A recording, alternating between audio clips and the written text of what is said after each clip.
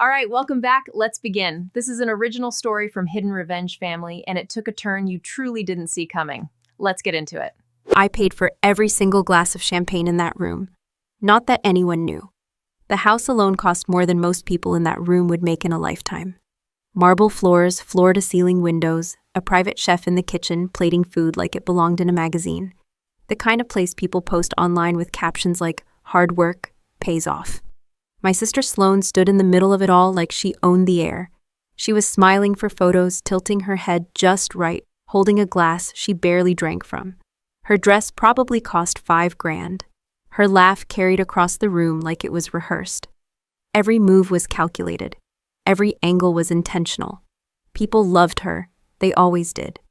I sat at the far end of the table out of the main light. Same last name, same parents, same house, but somehow I looked like I didn't belong there. My outfit was plain, neutral colors, no jewelry, no makeup beyond what was necessary to not look sick, which tonight was harder than usual. I kept my hands still in my lap. That part took effort.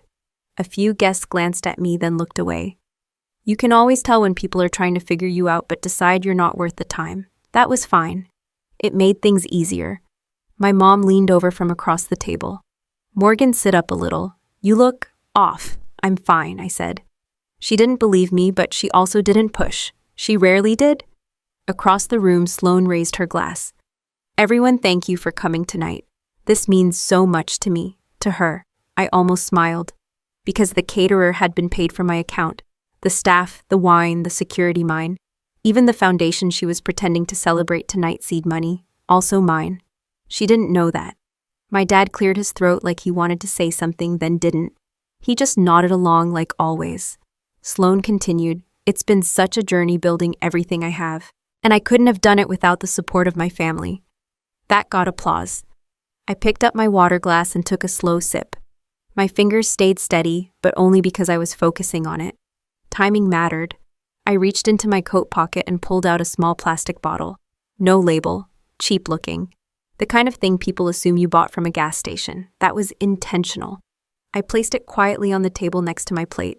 No one noticed at first. I unscrewed the cap. That's when Sloane saw it. Her eyes locked onto the bottle like it offended her personally. She stopped mid-conversation, still smiling, but her expression shifted just enough. Then she walked over, slow, confident, like she was about to fix a problem. She leaned down slightly, looking at the bottle like it was something disgusting. "What is that?" she asked. I didn't look up right away. "Medication." Her smile widened, but not in a nice way.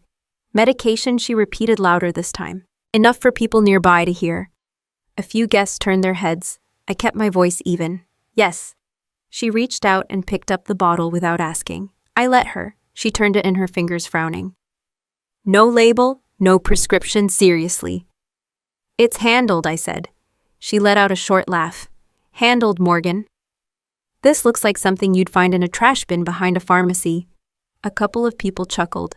I could feel my pulse picking up, but my face didn't change. "Sloane," my mom said softly.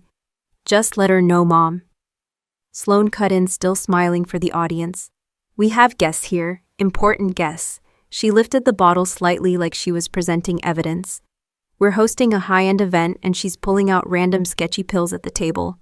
"It's not random," I said. She ignored me. "This is exactly what I mean," she continued, now addressing the room. "You try to elevate things and someone always drags it down." There it was, simple, clean, public. I met her eyes. "You're overreacting," I said. That's when her expression dropped. Not fully, just enough. Then she did it. She grabbed the bottle tighter, turned, and walked 2 steps to the side, right where a decorative trash bin had been placed near the wall. And she threw it in. Not a toss, a hard, deliberate drop. The plastic hit the inside with a sharp sound that cut through the music. Silence followed. She turned back, brushing her hands together like she'd just cleaned something off. "Honestly," she said loud enough for everyone, "look at that trash. Were you seriously going to take that at my event?" No one spoke. I didn't move. She stepped closer, lowering her voice just enough to make it feel more personal, but still public. "You don't get to embarrass me like that," she said. I looked at her. Really looked. There are moments when you expect to feel anger, or panic, or something loud. I didn't feel any of that. Just clarity. "You shouldn't have done that," I said. She rolled her eyes. Relax, and if it's so important, go fish it out of the trash. A few people laughed again, nervous this time. I leaned back slightly in my chair. My hands were still in my lap, still controlled. Do you even know what that was? I asked. She crossed her arms. I know what it looked like. Cheap, unregulated, probably illegal, right? I said. She tilted her head. Or what, Morgan? You're going to tell me it was something special? I didn't answer right away. I just held her gaze. And that's when something shifted. Not in the room. In her. Just a flicker. A second where she wasn't completely sure anymore. I spoke quietly. That dose was scheduled, I said. Now it's gone, she scoffed. So take another one. I don't have another one here. Then that's your problem. I nodded once. That's correct. She smiled again, satisfied. Like she'd won something. Good, she said. Then maybe you'll finally stop bringing your issues into my life. I stood up slowly, not rushed, not dramatic, just enough to change the angle. People were watching now, not laughing. I looked at the trash bin, then back at her. You just threw away something you don't understand, I said. She shrugged. I understand enough. No, I said. You don't. My vision stayed clear. For now, but I could already feel the early signs. Subtle. Easy to miss if you didn't know what to look for. 48 hours. That's how long I had before things started to break down. Not guesswork, not theory. Measured, documented, real. I picked up my coat from the back of the chair. You're leaving? My dad asked, finally speaking. Yes. Sloane laughed. Of course she is. That's what she does. I didn't respond to that. I looked at my mom for a second. She looked confused, a little worried, but she still didn't say anything. That part never changed. I turned back to Sloane. You should have asked before you acted, I said. She waved a hand. Please, don't make this dramatic. I held her gaze one last time. Then I walked past her. No raised voice, no scene, just a decision. Right before I reached the door, I stopped for half a second. Not to turn around, just to breathe, because I knew exactly what came next, and none of them were ready for it. Before I stepped outside, I glanced back at the room one last time, at the people, the lights, the version of reality they all believed in. Then I left. Have you ever been the quiet one in the room, the one everyone underestimates, until one moment changes everything? Tell me in the comments. I stepped out into the cold night air and didn't stop walking until the noise from the party faded behind me. My hands were still steady, but I could feel the pressure building under my skin. Not panic, not yet, just a quiet reminder that the clock had started. I got into my car, closed the door, and sat there for a second. Then I let out a slow breath, because none of this was new. Sloane didn't wake up that night and suddenly become that person. She'd been like that for years. The only difference now was that she'd finally crossed a line she couldn't walk back from. I started the engine, and as I pulled away from the house I paid for, I thought about how it got to this point. Because people like Sloane don't just take. They learn it. They get comfortable with it. They expect it. Back when she was in college, she had a different image. Not the influencer version. Not yet. She played the role of the perfect daughter, good grades, polished, always dressed right, always saying the right thing in front of the right people. Our parents loved that. They told everyone about her. She's going places, my mom would say. They never said that about me. I had already left by then. No big send-off, no party, no proud speech, just a quiet decision and a one-way ticket. I joined a military biomedical unit most people don't even know exists. Officially, it's logistics and support. Unofficially, it's where they send people to handle things that don't make it into reports.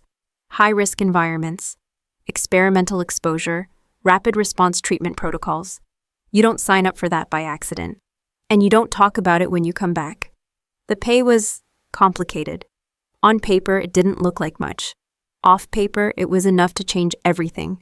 I sent most of it home, not because anyone asked, because I knew what the numbers looked like. My parents were drowning in a mortgage they couldn't manage, medical bills from my dad's surgery, credit cards stacked on top of each other. Sloane never saw that. Or maybe she did and chose not to care. Either way, I handled it, quietly. Month after month, transfers went through, no announcements, no explanations, just money showing up when it was needed. At some point, a trust account got set up, supposedly to manage family assets. That was the phrase they used. In reality, it became a buffer, a place where my income flowed through before it got distributed.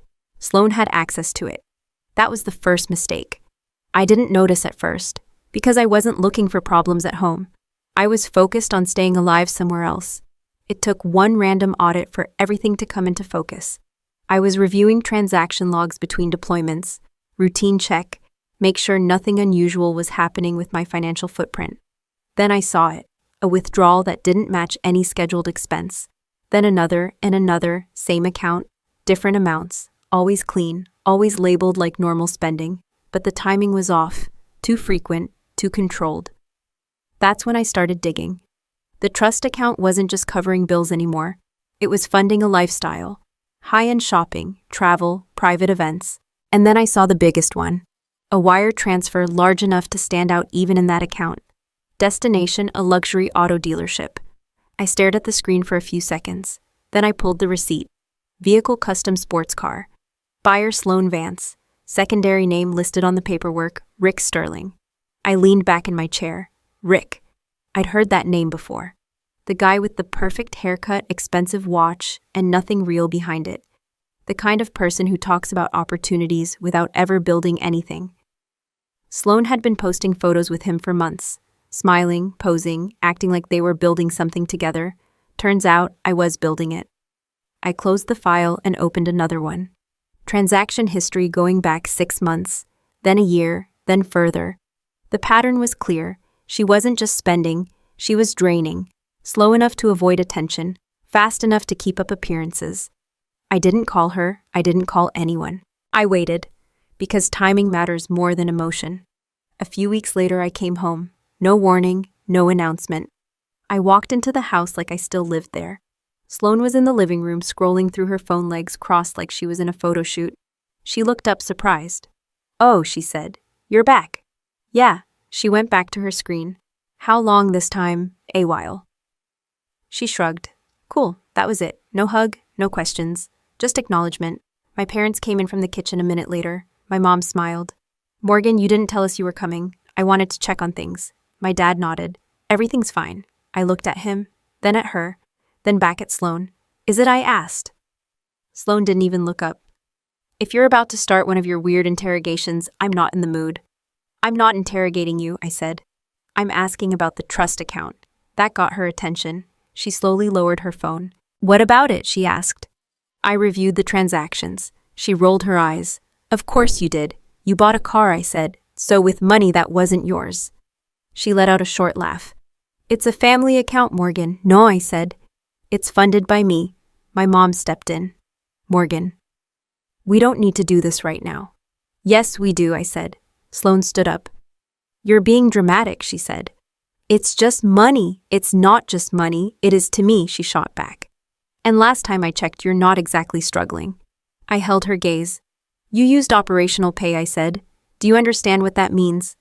She crossed her arms. "I understand that you go away for months, come back acting weird, and expect everyone to tiptoe around you.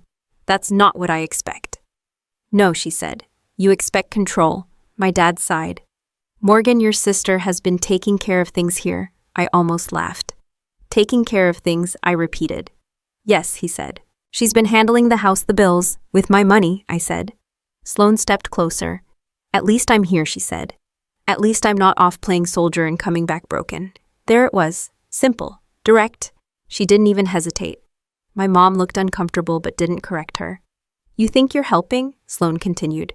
"You disappear, send money, and act like that makes you some kind of hero." I never said that. "You don't have to," she said. "You walk around like you're above everything." I stayed quiet. Because she wasn't done. "You're not special, Morgan," she said. "You're a medic, that's it. And honestly, you look like you can barely handle that." My dad nodded slightly. "Not fully, but enough." "And let's be real," Sloan added. "Half the time, I think you're just dealing with some kind of trauma you won't admit. You're unstable. You're unpredictable. And we're the ones who have to deal with it." I looked at all three of them. Then I reached into my bag and pulled out a document. I placed it on the table. "What's this?" my mom asked. "Proof," I said. My dad picked it up first. His eyes moved across the page, then stopped. "What is this?" he asked. "The mortgage," I said. "We know what the mortgage is," Sloan snapped. No, I said. You knew what it was. My dad looked up at me. Paid in full, he read. Silence. This morning, I added. My mom covered her mouth. That's not possible, she said. It is, I said. Sloane shook her head. This is fake. It's not. You don't have that kind of money. I held her gaze. Clearly, I said I do. She looked at my dad. Say something. He didn't. Because he was still staring at the paper. All that time, all those months, all those transfers. And not once did I say anything. Not once did I ask for credit. Not once did I correct the story they were telling themselves. Sloane let out a sharp breath. This doesn't change anything, she said. It changes everything, I replied. No, she said. You're still the same. I didn't argue. Because she was right about one thing. I hadn't changed. I just stopped staying silent about it. And now she knew exactly where the money was coming from. She just didn't know what else came with it. I didn't say another word after that. I just picked up my bag, turned, and walked out of the room. No one followed me. That was normal. I went upstairs to the guest room, the one I used whenever I came back. Same layout, same neutral furniture, same feeling that I didn't actually live there. I closed the door behind me and locked it. Then I sat on the edge of the bed and let the silence settle. Because now I knew two things for sure. One, Sloane wasn't just careless with money. Two, she wasn't going to stop. People don't walk away from something that easy, especially when they think they're entitled to it. I reached into my bag and pulled out a thin tablet. Standard issue for my unit. Doesn't look like much. No logos, no brand, just a black screen. Most people would think it's outdated. It's not. I powered it on. A secure interface loaded instantly. No delay, no startup noise. Then I opened a file labeled Residential Monitoring. I installed the system 2 years ago, not because I didn't trust my family, because I didn't trust the situations around them. High-value assets attract attention. Financial instability attracts worse. So I built a safety net, discrete cameras in common areas, audio capture tied to movement triggers, everything encrypted, everything routed through a secure channel that doesn't touch civilian networks. Legal, yes. Documented as a protective measure tied to my clearance. Explained to my parents as home security upgrades. They agreed. They just didn't ask questions. I tapped into the living room feed. Empty. Kitchen. My mom was there quietly wiping down the counter like nothing had happened. I switched to the study. That's where I saw them. Sloane was sitting at the desk. Across from her, someone I didn't recognize at first. Mid-50s, expensive suit. The kind that looks subtle but costs more than a car payment. He had a folder open in front of him. I adjusted the audio. We just need consistency, the man was saying. If you want this to hold up, everything has to align. Sloane leaned back in her chair, arms crossed. It will, she said. She's already unstable. Everyone sees it. The man nodded slightly. That helps, but documentation is what matters. Statements, behavioral patterns, medical framing. I didn't move. Can you get that? He asked. Sloane smirked. Please, she barely talks to anyone. All I have to do is frame it the right way. Good, he said. Because once this is filed, it moves quickly. I zoomed in slightly. What exactly are we filing? I said under my breath, even though I already knew the answer. Sloane leaned forward. A petition for incapacity, she said. Incompetence. Whatever you want to call it. The man flipped a page in the folder. If the court agrees, you'll be granted control over her assets. Medical decisions, financial authority. There it was. Clean, legal, complete. A full takeover. And she can't fight it, Sloane asked. She can try, he said. But if we establish a pattern, erratic behavior, possible substance issues, signs of cognitive decline, it becomes very difficult. Sloane smiled. Substance issues won't be a problem, she said. My grip tightened slightly on the tablet. The man raised an eyebrow. Oh, she's already taking weird unmarked medication, Sloane said. I'll make sure that gets documented. It needs to look credible, he warned. No obvious gaps. It will, she said. Trust me. I leaned back slightly in my chair, still quiet, still listening. Once the petition is approved, the man continued, she can be placed in a care facility. Sloane didn't hesitate. Not one of those high-end places, she said. I don't want her comfortable. The man glanced at her. That's not the primary concern. It is for me, she said. I want her out of the picture, completely. He closed the folder halfway. You understand this is serious, he said. You're effectively removing her legal autonomy. She's already lost it, Sloane replied. I'm just making it official. I felt something shift in my chest. Not emotion, just confirmation. The man tapped the folder. We'll need signatures, he said, from family members supporting statements. That's easy, Sloane said. My parents already think she's unstable. I thought about earlier. The silence, the nod. Yeah, that tracked. And the financial side, Sloane asked. Once you're appointed, he said, everything transfers under your management. Accounts, property, assets. She nodded slowly. And there's no delay minimal, he said, especially if the situation appears urgent. Sloane leaned back again, satisfied. Good, she said. Because I don't want to wait. The man studied her for a second. Why now, he asked. She shrugged. Because she's getting in the way, she said. And honestly, I'm tired of pretending she matters. I didn't react, I just kept watching. She comes in, acts like she owns everything. Questions me like I owe her something, Sloane continued. I don't. The man didn't respond. He just listened. She's been useful, Sloane added. I'll give her that. The money, the house, all of it. But that's done. Useful. That was the word she chose. Once this goes through, she said, I'll handle everything. Clean, simple. The man nodded slowly. Then we proceed carefully, he said. No mistakes. Sloane smiled. There won't be. There was a pause. Then she said something that made everything else irrelevant. You know what the best part is, she asked. The man looked at her. She's already falling apart, Sloane said. You should see her hands sometimes. Slight tremor, delayed reactions. It's subtle, but it's there. I looked down at my hands, then back at the screen. All I need is a little push, she continued. What kind of push, the man asked. Sloane let out a quiet laugh. The kind where she can't function without those meds she carries around, she said. My chest tightened slightly. She treats that bottle like it's life or death, Sloane added. It's pathetic. The man frowned. Be careful with that. You don't want to create liability. I'm not creating anything, she said. I'm just removing support. There it was, clear, intentional, planned. If those meds disappear, she said, she won't hold it together for long. The man didn't speak. He didn't need to. Sloane leaned forward, resting her elbows on the desk. Give it a day or two, she said. She'll start shaking, maybe hallucinating, definitely unstable. I felt my jaw tighten, not from anger, from precision. And when that happens, she continued smiling, we file. Emergency petition, immediate action. The man slowly closed the folder. That would strengthen the case, he admitted. Sloane's smile widened. Exactly, she leaned back again, completely relaxed. Just need one thing to go missing, she said. Then she laughed, soft, controlled, confident. If that little bottle disappears, she said, she's done. I stared at the screen, every piece lined up, every step accounted for, every move intentional. Then she said it. The part she thought no one would ever hear. Once she starts losing it, Sloane said, the house, the accounts, everything. She tapped the desk lightly, becomes ours. Silence. Then she added almost casually, and she won't even understand what's happening.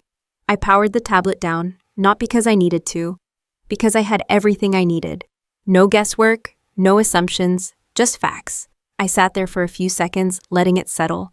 Then I stood up, walked to the door, unlocked it. Because now it wasn't about what she might do. It was about what she already set in motion. And for the first time, I wasn't reacting. I was preparing. I closed the door behind me and walked downstairs like nothing had changed. That was the hardest part for most people. Acting normal when you already know the outcome. I didn't go back to the living room. I took a detour through the kitchen, grabbed a glass of water, and stood there for a second, letting my hand loosen just enough. Then I let it shake. Not a lot. Just enough to be noticeable. I watched the reflection in the window. Subtle tremor, slight delay when I lifted the glass. Believable. I set it down, then I walked back into the main area. Sloane was exactly where I expected her to be. Still in control, still performing. She looked up when she saw me, and this time she noticed. Her eyes dropped to my hands, then back to my face. There it was. Interest. Not concern, interest. You okay? She asked, walking toward me. I didn't answer right away. I let my breath come out uneven. I'm fine, I said, but my voice didn't match. That got her. She stepped closer, studying me now. You don't look fine, she said. I just need to rest. I turned slightly like I was about to walk past her. She blocked me. Hold on, she said. Sit down for a second. I hesitated. Then I nodded, slow, reluctant. I sat at the edge of the couch. My hands stayed visible, still shaking. Sloane glanced at my parents. You see this, she said. My mom looked worried now. Maybe we should call someone, she said. No, Sloane said quickly. Let me handle it. Of course. I kept my eyes down. Controlled breathing, slight delay in response time. Everything she had just described to that lawyer, I gave it to her. On purpose. What are you taking, Sloane asked. Nothing, I said. That's not true. I didn't argue. She crouched slightly in front of me, lowering her voice like she was trying to help. You need support, she said. You can't keep doing this alone. I almost smiled, not because it was funny, because it was efficient. I'm okay, I said, again weaker this time. No, you're not, she said. And pretending you are is only making it worse. My dad stepped closer. She does look off, he said. That word again. Off. Convenient. Sloane stood up. I've been looking into options, she said. Just in case things got to this point. I didn't react. I just let my hand twitch slightly on my knee. What kind of options, my mom asked. Support plans, Sloane said. Medical oversight. Temporary assistance with decision-making. There it was, clean language, harmless on the surface. You mean control, I said quietly. She turned back to me. I mean help, she corrected. You clearly need it. I looked at her, long enough to make her think I was considering it. Then I looked away. I don't want that, I said. You don't get to decide that right now, she replied, calm but firm. That part was important. Not emotional. Authority, I'm still capable, I said. Are you, she asked. She didn't wait for an answer. She walked to the table and picked up a folder, same one from earlier. She brought it over and placed it in front of me. These are just precautionary documents, she said. Nothing extreme, just so we can step in if things get worse. I didn't touch it. What kind of documents, my dad asked. Medical authorization, Sloane said smoothly. Temporary financial management. Insurance alignment. It sounded clean, safe, responsible. I looked at the top page. Durable power of attorney. Of course it was. I let my hand hover over it.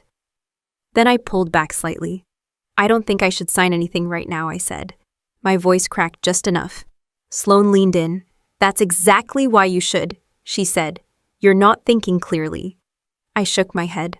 I just need time. You've had time, she said. And look where that got you, my mom stepped closer. Maybe it's just temporary, she said. Just until you feel better. I looked at her, then at my dad. He didn't say anything. He just watched. Same as always. I let my shoulders drop slightly, like I was giving in.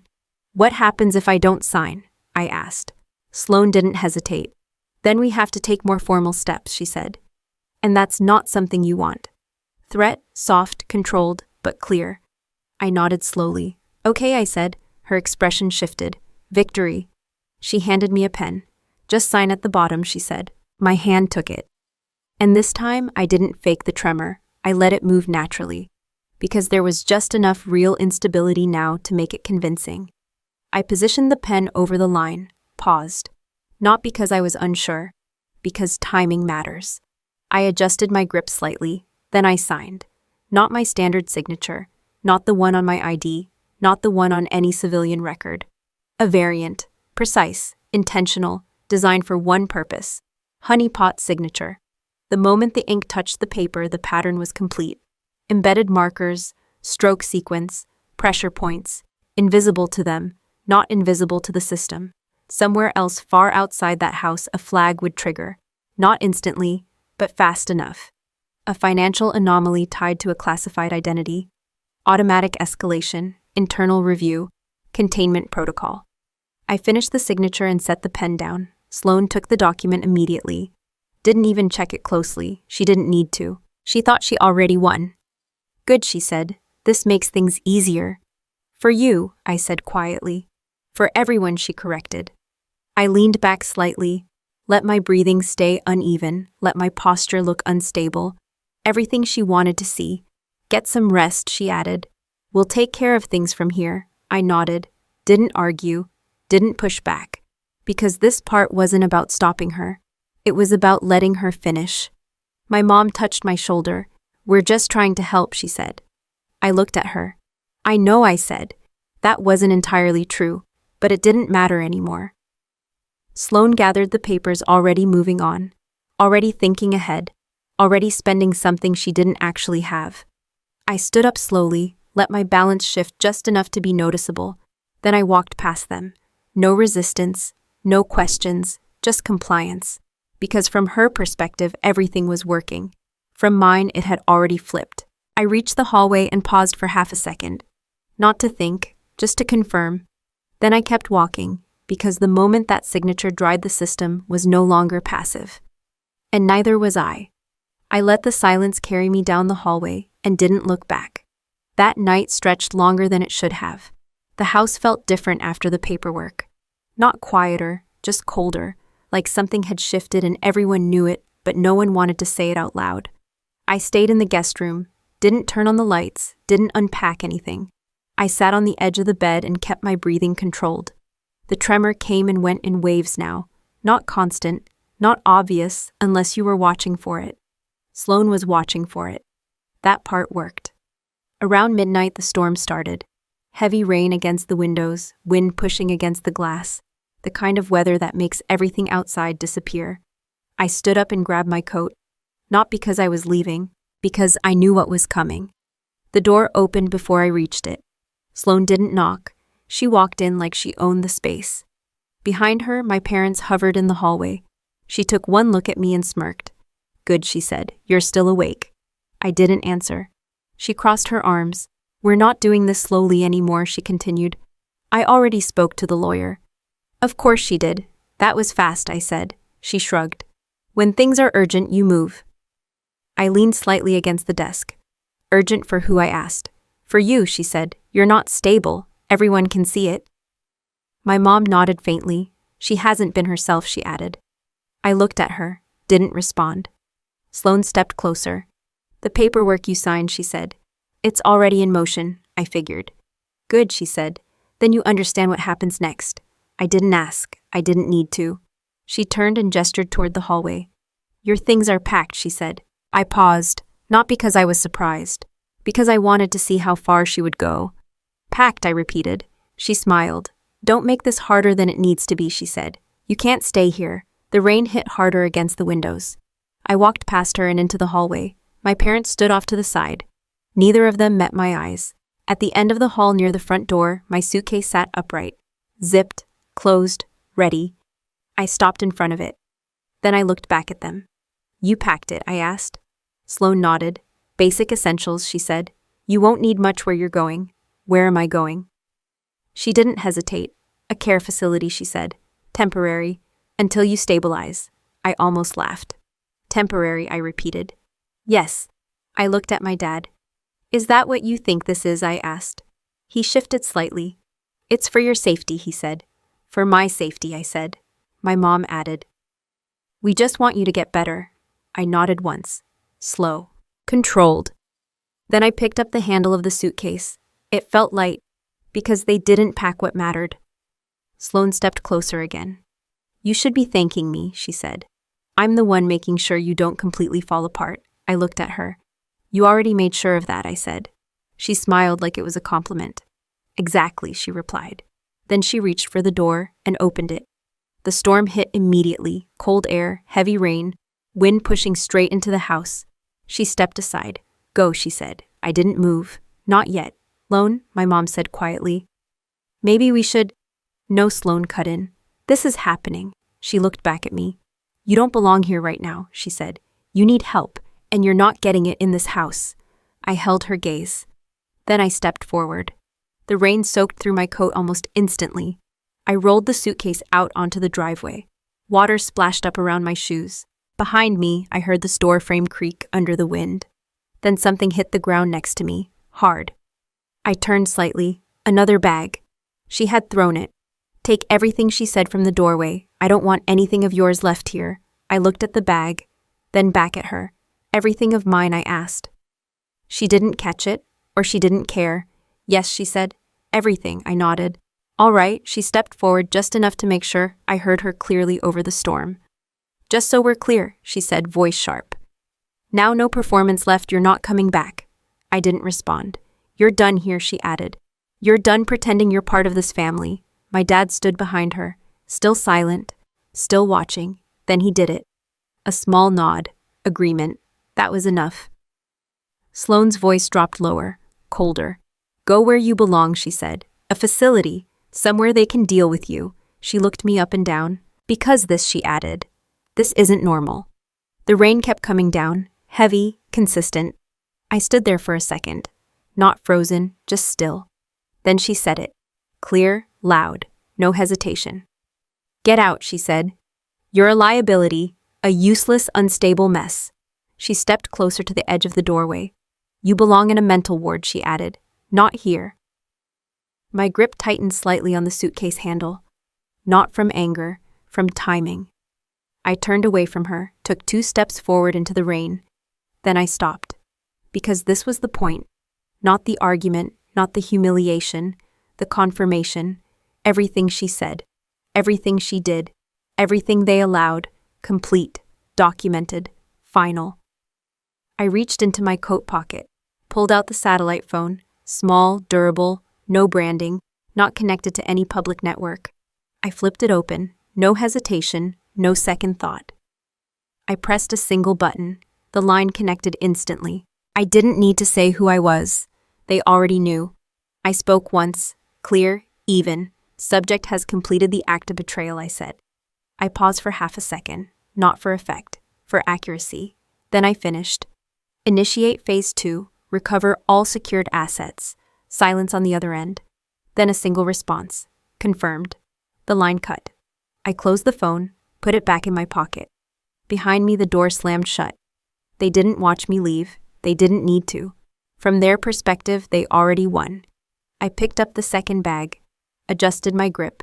Then I walked down the driveway into the storm. Not rushed, not lost, just moving forward. Because by the time the rain stopped, everything they thought they controlled would already be gone. I dried off in a place that doesn't show up on maps. Not a hotel, not a safe house with a sign out front. Just a controlled space with a locked network and no questions asked. I didn't sleep much, not because I couldn't, because I didn't need to.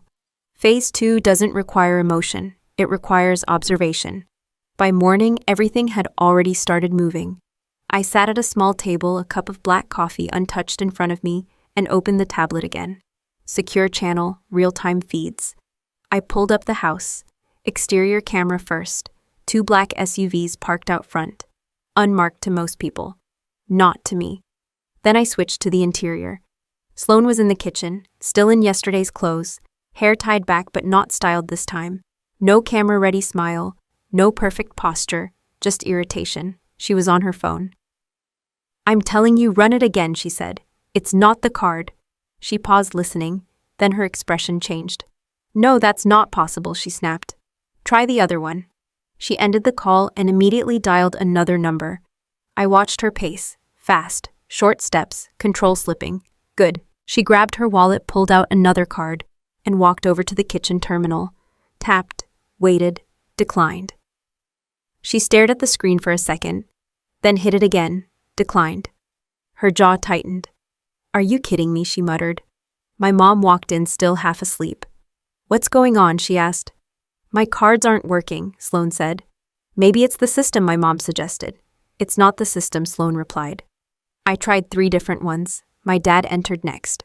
What's wrong? Everything, Sloane said. Something's locked. He frowned. Locked how? I don't know, she snapped. But I can't access anything. I leaned back slightly in my chair.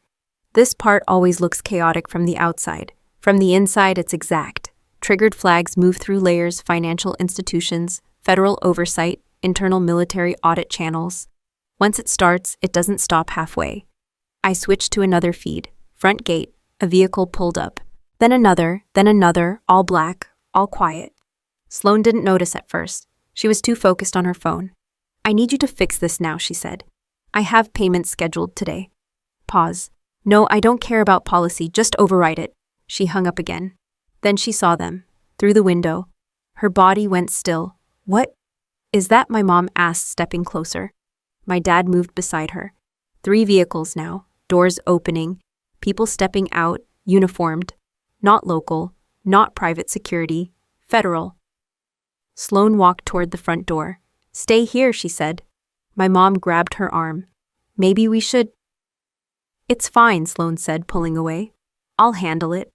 Of course she would. She opened the door. The rain had stopped, but the ground was still wet. A man in a dark suit stepped forward. Two others stood behind him, and behind them, military, medical unit. Sloane froze for half a second. Then she smiled. The version she uses for cameras. "Can I help you?" she asked. The man in the suit held up a badge.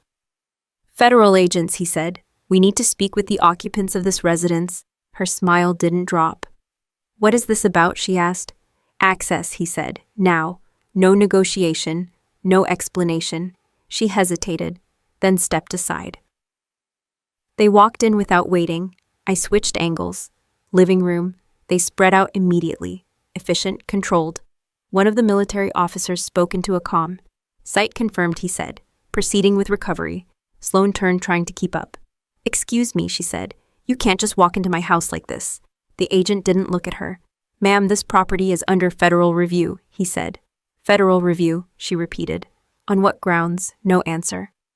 My parents stood in the hallway now, confused, nervous. "What's going on?" my dad asked. Another agent stepped forward. "Sir, we need everyone in the main room," he said. "Why?" my mom asked. "For your safety, that word again." They all moved. Slowly, Sloane stayed in front, still trying to hold control. "Look," she said, "there's been some kind of mistake." "If this is about my sister, it is," the agent said. She stopped, then recovered.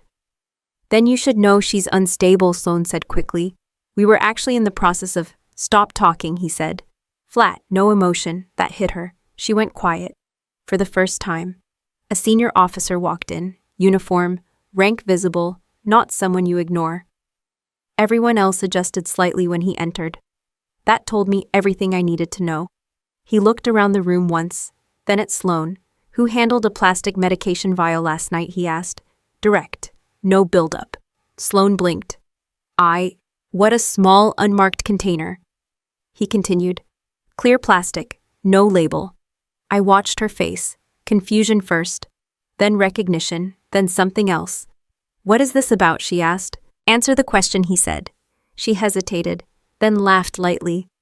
"Oh, that," she said. "That was nothing. Just some trash she brought to the table." "Where is it?" she pointed casually. "I threw it away," she said. "It looked like garbage." Silence. The officer held her gaze. "Show me," he said. She frowned. "It's just in the bin," she said. "Why does it matter?" "Show me," he repeated. She walked to the side of the room, picked up the trash bin, turned it slightly. "It's probably still in." She stopped, because the bin was empty. Of course it was, collected hours ago, logged, secured. Her expression changed. "What?" she said quietly. The officer stepped closer. "That container," he said, voice controlled, "was not trash." Sloane looked at him, then at the empty bin, then back at him. "It was an experimental antidote," he continued. "Designation X-109. No one moved. Single dose unit," he added. "Valued at $1.2 million. My mom covered her mouth. My dad didn't speak." Sloane stared at him. "You're joking," she said. He didn't respond. Instead, he stepped even closer. "That vial is classified military property," he said. "Loss, damage, or destruction of that asset constitutes a federal offense." Her face strained. "I didn't," she started. "You did," he said. She shook her head. "I thought it was just trash," he finished. Silence. He let it sit there. Then asked one more question. Clear, sharp. "Who authorized you to dispose of a classified antidote assigned to an active duty officer?" She didn't answer, because there was no answer that worked. Her hands dropped to her sides. For the first time since I've known her, she looked exactly what she was, unprepared. I watched the room, my parents frozen, agents already moving, the officer calm, and Sloane finally understanding. Not everything in that house belonged to her, and some things she should have never touched. I adjusted my sleeve and stepped into the building without slowing down. No one stopped me. They already knew I was coming. The hallway was quiet, clean, controlled. The kind of place where every step echoes just enough to remind you where you are. This wasn't a place for opinions. It was a place for facts. I walked past two uniformed guards. They didn't ask for ID, they just nodded. Inside, everything runs on verification, not introductions. I reached the door at the end of the corridor and pushed it open. They were already there. Sloane sat on one side of the table, posture tight, eyes moving too fast. My parents were next to her. My mom looked overwhelmed. My dad looked like he was trying to stay composed and failing. Across from them, 2 federal agents and a legal officer. The room was silent when I walked in. Sloane saw me first. Her expression snapped into something familiar. Victim mode. There she is, she said immediately, pointing at me. That's her. She's the one you need to be talking to. I closed the door behind me. Didn't rush, didn't react, just walked to the other side of the table and sat down. No one told me where to sit. I chose. Sloane leaned forward. You have no idea what she's been doing, she said to the agents. She's unstable. She's been hiding things, taking unregulated substances. Stop. One of the agents said. She didn't. She needs to be evaluated. Sloane continued. We were already in the process of. I said stop talking, he repeated. That slowed her down, not completely, but enough. She turned to me instead. This is your fault, she said. Whatever this is, you caused it. I looked at her. Calm, you threw away something you didn't understand, I said. That's not what this is about, she snapped. You're manipulating everything. You always do. I didn't respond, because I didn't need to. The legal officer opened a file. Miss Vance, he said, looking at Sloane. You are here because of a confirmed breach involving classified material. I didn't breach anything, she said quickly. I didn't even know what that was. That's not a defense, he replied. She shook her head. This is insane, she said. You're treating me like a criminal over a bottle of pills. No one corrected her. That was the problem. My mom finally spoke. Can someone please explain what's happening? She asked. The agent glanced at her. We are in the process of doing that, he said. Sloane leaned back in her chair, crossing her arms. This is ridiculous, she muttered. I know people who can clear this up in 5 minutes. I almost smiled, because I knew exactly who she meant. And right on cue, the door opened. Everyone in the room shifted. Not dramatically, just enough. A man walked in. Uniform, rank visible, authority without effort. General Sterling. Sloane stood up immediately. Relief hit her face like a switch. Sir, she said, moving toward him. Thank God you're here. There's been a misunderstanding. She reached him, too fast, too eager. I was actually just explaining. He didn't look at her, not even for a second. He walked past her like she wasn't there. That's when the room changed. Sloane froze, her hand still half raised, confusion setting in. Sir, she said. He didn't stop. He walked straight toward me, every step measured, every movement exact. I stood up, not because I had to, because that's the protocol. He stopped in front of me. Then he did something Sloane had never seen before. He straightened, sharp, precise, and saluted. Full military form, clean, perfect. The room went completely still. Welcome back to active status, Colonel Vance, he said. No hesitation, no doubt. Sloane's face changed. Fast. What? She whispered. The general lowered his hand. Your report was received, he continued. Phase 2 executed without delay. I nodded once. Understood. Behind me, I could feel the shift. My parents, the agents, everyone recalibrating, because now the roles were clear. Sloane stepped forward again. Sir, I think there's been a mistake, she said. She's not. He turned slightly, not fully, just enough to acknowledge her presence. Then he spoke. Miss Vance, he said, you are not part of this chain of command. Her mouth opened, then closed. He turned back to me. We've recovered all relevant evidence, he said. Financial records, communication logs, and surveillance data.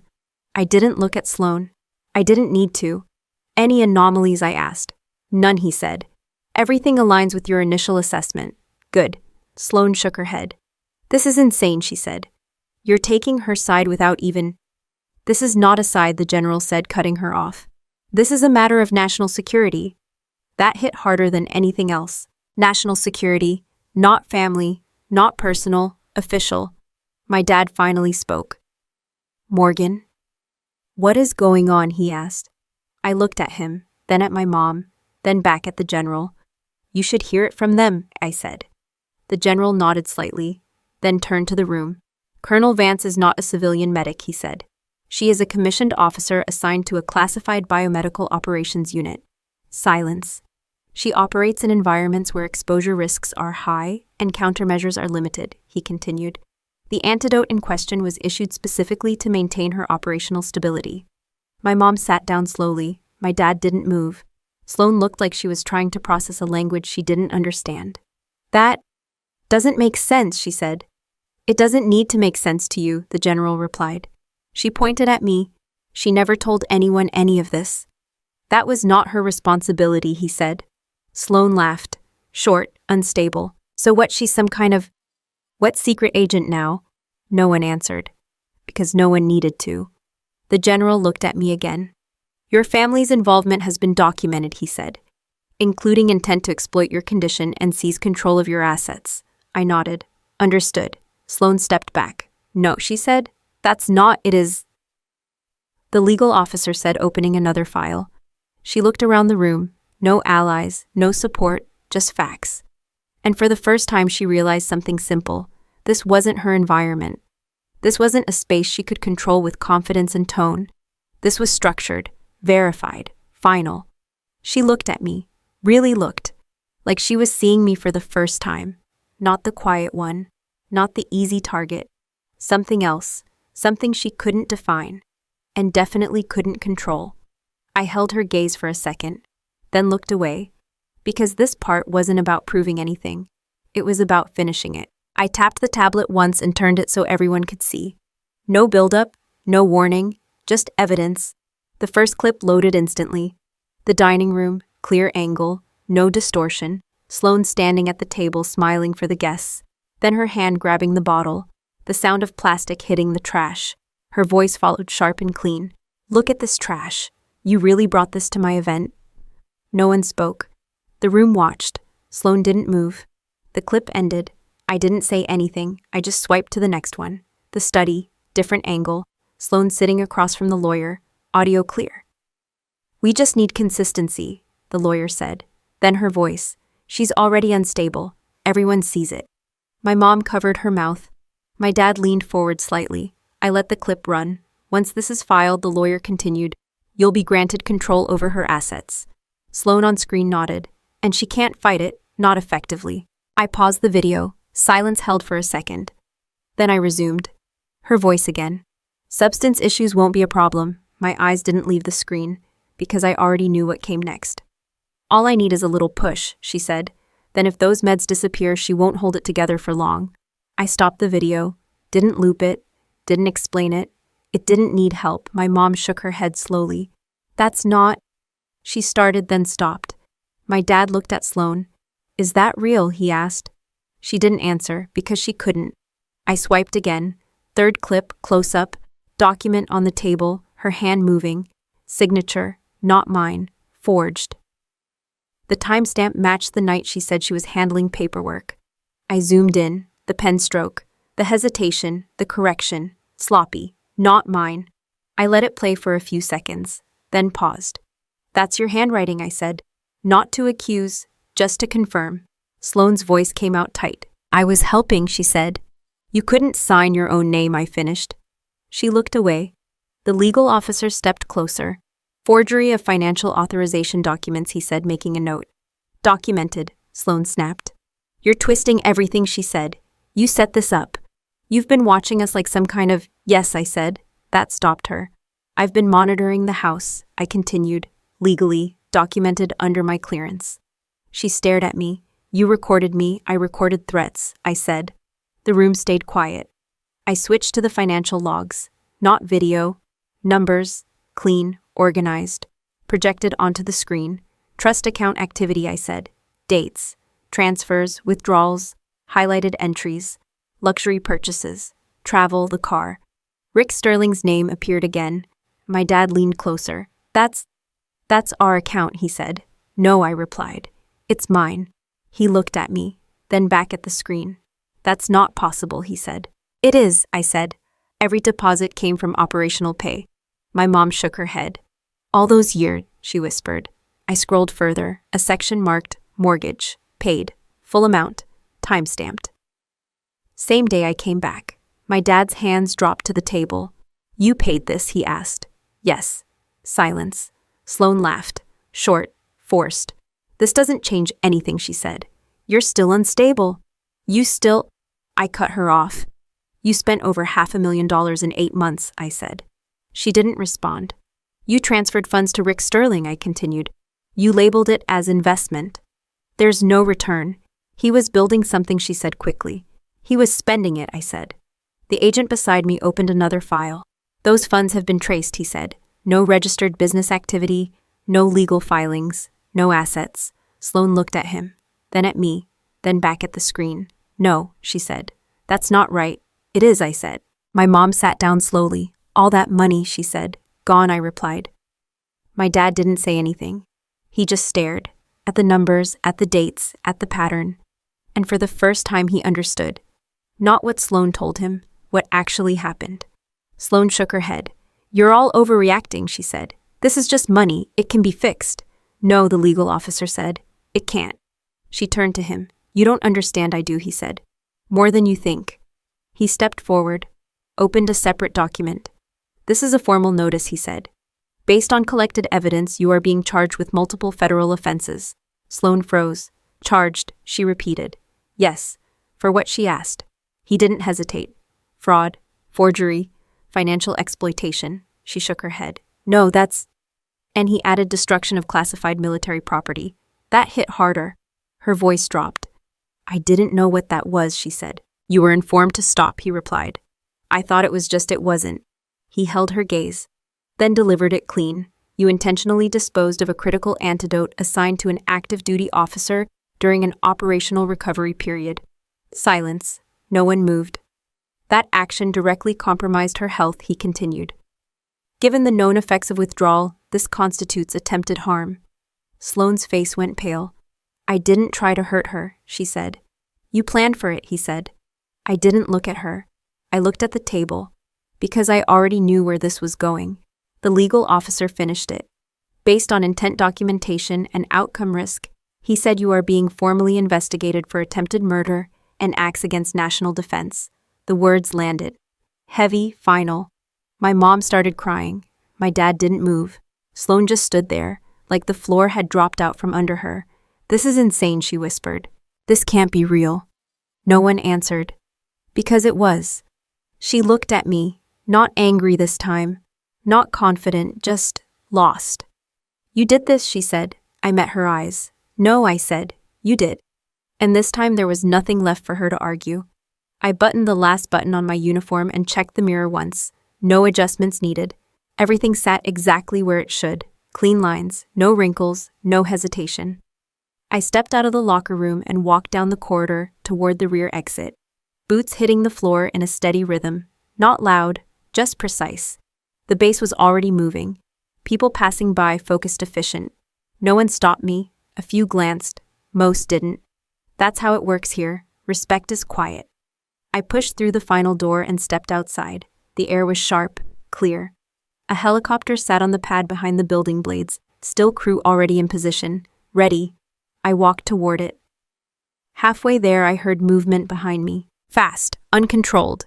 Wait, I didn't turn right away. I let the voice carry, then I stopped, and turned. Sloane was running toward me. Not the version from the party, not the version from the house, no makeup. Hair pulled back wrong, eyes red, steps uneven.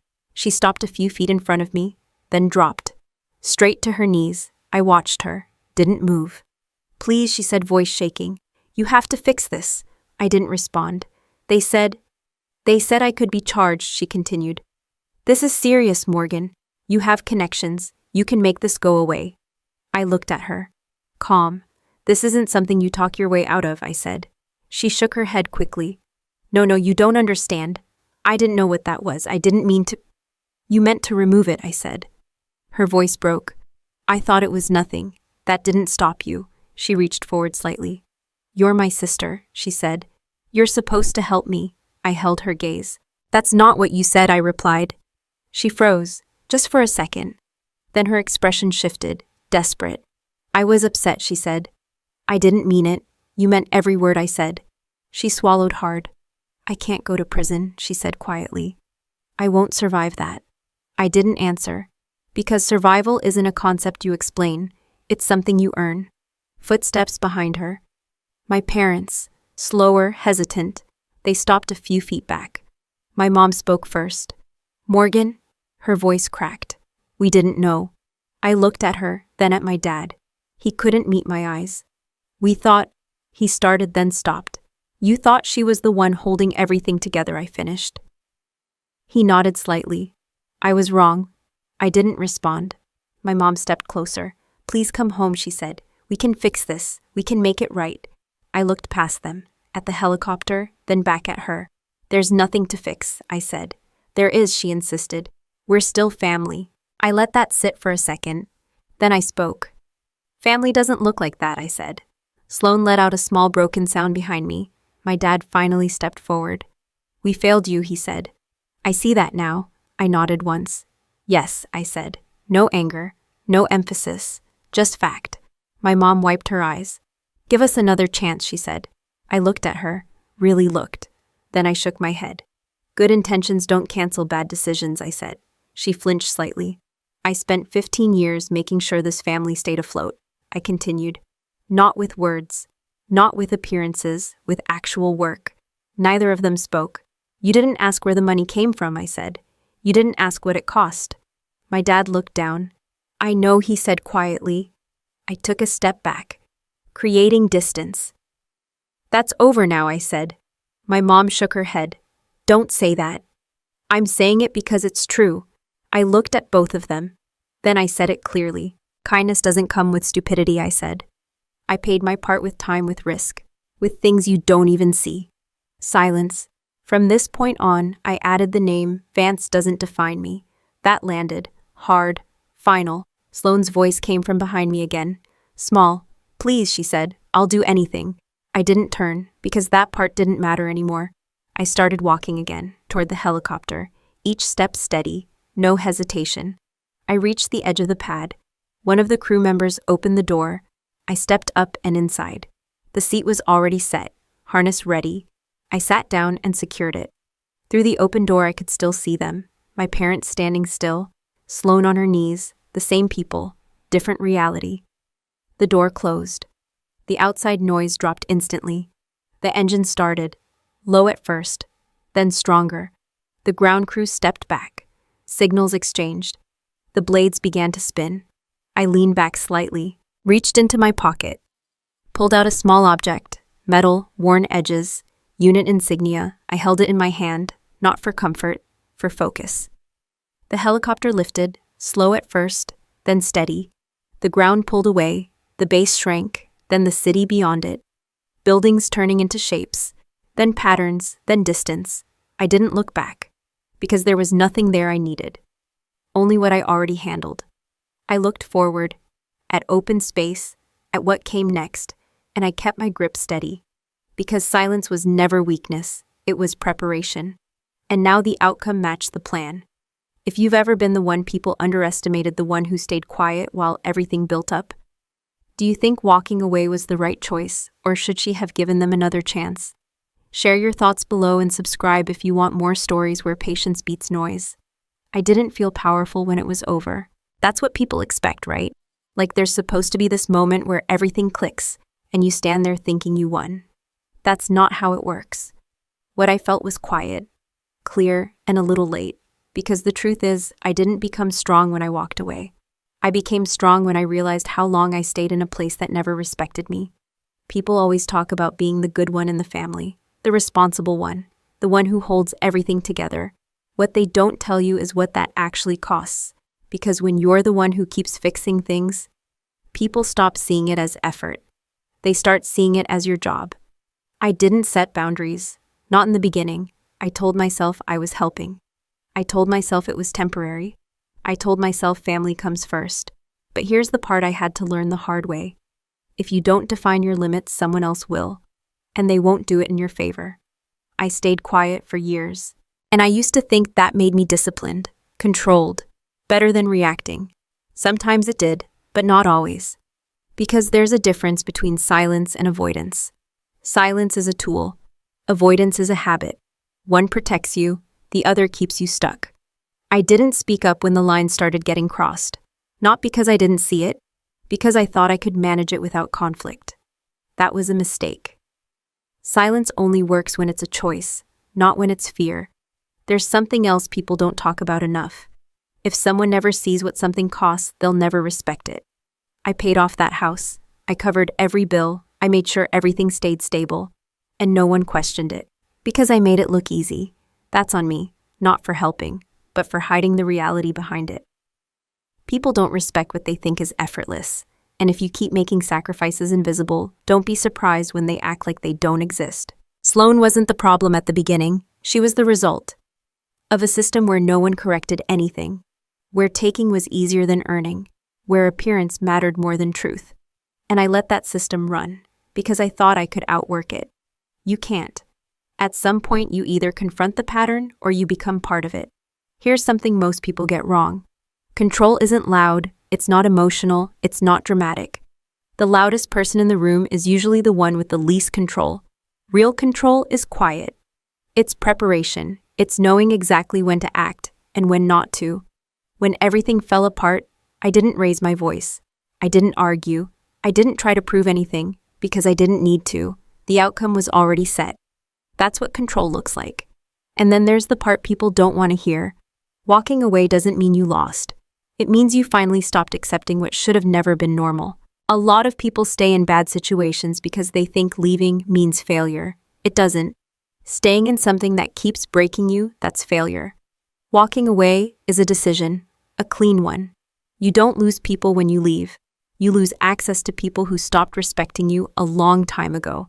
My parents asked me to come back. They said we could fix it, start over, but some things don't reset. Not because you're angry, because you understand. There's a difference. Understanding is quiet. It doesn't need revenge. It doesn't need closure. It just needs distance. If you're watching this and you see yourself in any part of my story, here's what I'd tell you. Pay attention to patterns, not promises, not apologies, patterns. If someone keeps crossing your boundaries, it's not a mistake. It's a choice. If someone only values you when you're useful, that's not respect. That's dependency. And if you're the one always holding everything together, ask yourself one simple question. What happens if you stop? The answer to that question will tell you everything you need to know. I didn't rebuild my life.